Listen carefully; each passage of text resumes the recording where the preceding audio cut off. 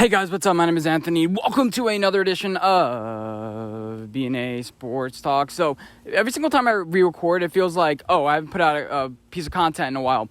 And I just realized today is Sunday, so I have to produce another piece of content. I do my BNA Sports Sunday Talk. It's where it's kind of like an unplanned / planned thing. It takes like 20, 30 minutes of preparation. Or I basically just talk sports for like 20 to 25 minutes, talk about life. And And I realized I haven't uploaded a running podcast in a while. Anyway, so today I want to talk about 3 Giants I think I'm more high on than a normal person. And then 3 Giants players that I feel like I'm lower than. And should we do 1 and 1 or we should do like 3 at a time? I don't know. Well, let's just start off with the pessimistic. Let's start, good news or bad news? Let's start off with the bad news first.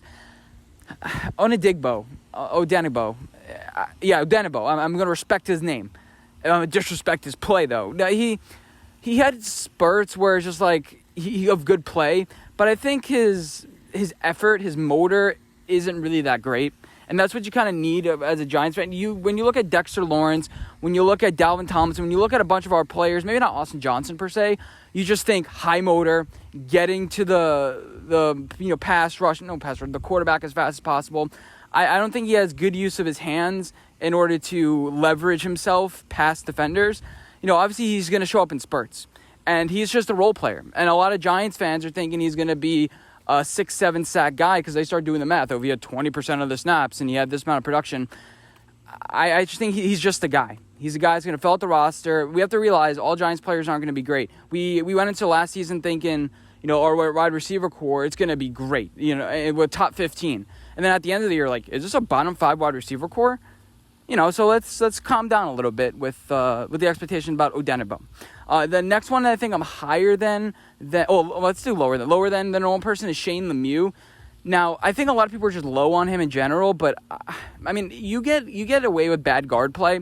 Guard play is one of those things where you can get away with it, unless it's you're facing against I guess Aaron Donald, a really good interior pass rush. Then all of a sudden you get that interior rush. You saw what happened with Tom Brady in the Super Bowl that he lost against the Giants. We all know. But so Shane Lemieux, he's the worst rated guard in the league, and a bunch of people have this expectation that he's just gonna he's gonna improve year 2. Remember, he's a 5th round pick for a reason, going into his 2nd year. Now he's gonna have 8. He already has 8 games under his belt, but I'm looking at him inconsistent hands. Now the thing with him and Andrew Thomas, they have good rapport together, so hopefully Andrew Thomas can help him. He can help Andrew Thomas, but hopefully he doesn't bring down Andrew Thomas. That's what I don't want. I don't want him to all of a sudden be a liability. Andrew Thomas feels like he has to correct for Shane's mistakes. No, you have to leave Andrew Thomas on island and guard up against Chase Young, Nick Bosa, whoever he's going to face. Because there's some good pass rushers, especially in this division and in this league. So Shane Lemieux, it's one of those things where he can be a negative impact to this team. And now guys like that franchise guy don't even have him starting, and that's kind of right. Like, why do you have this guy starting? That's gonna be a big issue. But then Zach Fulton, the guys behind him aren't that great either, so it becomes a more compatible, more of a spiraling down effect with Shane Lemieux. He just gets beat. He just gets beat way too often. It's just, if you want to do the specific, go to David Deal and he'll explain it to you. But I look at him, whether his hands, his feet, a little bit of both, he just doesn't get the job done. And that's a big thing for the Giants. And another overrated player for the Giants that I think a lot of people are overhyping just a little bit is Xavier McKinney. People think he's going to be a Pro Bowler. I think he's going to be a good player. I think he's going to be a good player. Either Xavier McKinney or Logan Ryan, but I think Logan Ryan is going to fill more of a leadership thing, so his things you're not really going to see on the field, per se, that much. It's going to be the unwritten things, like, I didn't know that Logan Ryan put us in the right formation. But I saw, the thing about Xavier McKinney, he doesn't have that long-term speed. I don't think he has the speed enough to be a free safety, but I also don't think he has the size to be a box safety. He's kind of a tweener. He's kind of a master of none. I saw him too many times in college get beaten by guys. I saw, obviously he's a rookie. I think his play got a little bit overhyped for what he actually produced. I think he's going to be a solid player. People think he's going to be this amazing all of a sudden. But tight ends, he's good. I think he can cover tight ends. He has the speed to cover tight end. He also has the athleticism to high point the ball and, meet the receiver at the catch point and defend that way. But I don't think he has the overall physical ability to be a Pro Bowl safety in this league. Now, I could be wrong. That's just my opinion about him. I think he's a good player. I'm just a little bit lower on him than normal. Obviously, I'm not comparing to Odenigbo as far as a player. I think he's going to be a better overall player than him. I'm just a little bit lower. So let's start off with let's do the optimistic. I'm sick of being a little bit pessimistic. Julian Love. The only thing he can't do at this point is make interceptions. That's it. Yeah, it's just he easily missed 3-4 interceptions over the past 2 years. But he's that guy. If somebody goes down, he's going to be able to fill a role. He's not going to be a starter, I don't think. Yeah, unless somebody goes down, he's not going to be a starter. Him and Isaac Yiannis, that's good depth. It's good depth. And people don't understand that. I know some people that say, especially, I keep on referencing, that franchise guy, it's like, not even that franchise guy. I'm not even sure who said it. It might not even been him. People say Julian Love is this great player, but he hasn't really proven anything. No, he has. Especially in that Cleveland Browns game, he filled in James Bradbury's role fairly well. He could be a cover corner. He could go in the slot. He has athleticism. He has the quick hip flip changes. He understands defense. He's a smart guy. Overall, anything that you want from him, he can do. And he can fill that role. And now with the Giants defense this year, it's going to be a lot more. Instead of substitution, it's going to be versatility. And if you have him on that field and he'd be a versatile piece, you don't know where he's going. You don't know what role he's going to fill. Now, I think he could do a little bit of better job with tackling, but that's like a little bit of gripe, and it's not even that bad. That's one thing I got to say. His like motor to the player, sometimes like, he could have attacked him a little bit harder. But yeah, Julian Love, man. That's one of the things. Like, Julian Love. Just say his name, Julian Love. It's like, he's a Giant. I forgot. That's a guy. And next I want to mention is Dexter Lawrence, Big Dexy. People mention him. I feel like people mention him. He's a top 15 defensive tackle in the league, pretty soon. But you don't realize he's a top 15 defensive tackle in the league. Now, defensive tackles don't really have that much to say about the game.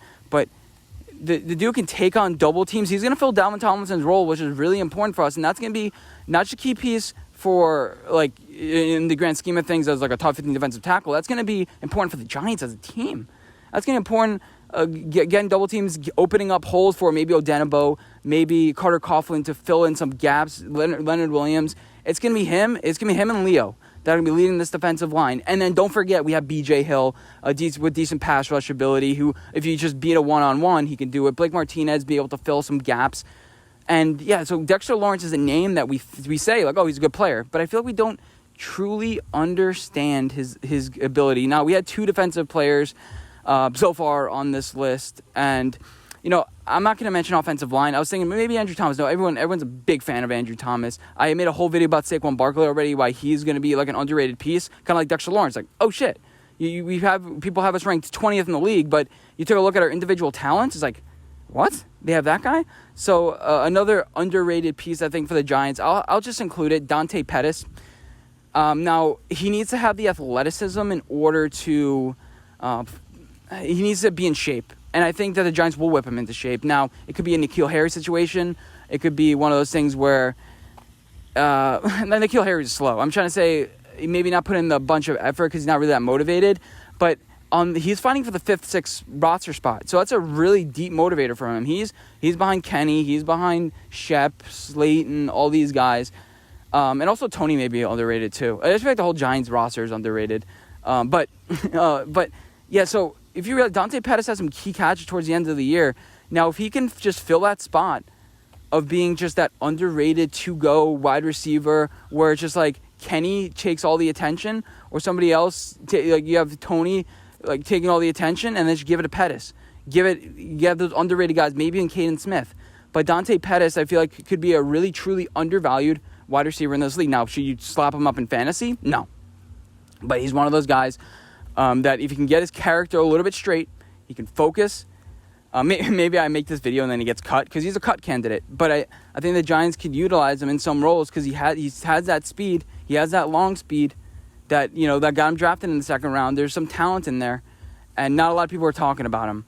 The people are more focused towards, like, you forget, like, John Ross is on the team, but, like, people are more focused towards that. Like, who are the under radar guys? You didn't really mention Dante Pettis, who had a couple, which only one touchdown pass, but a couple key catches towards the end of the year.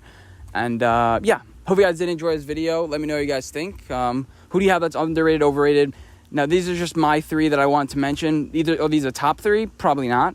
But I feel like I had to just make a note to mention them. But hope you guys did enjoy this video. Let me know what you guys think, and I'll see you guys in the next one. Bye, guys.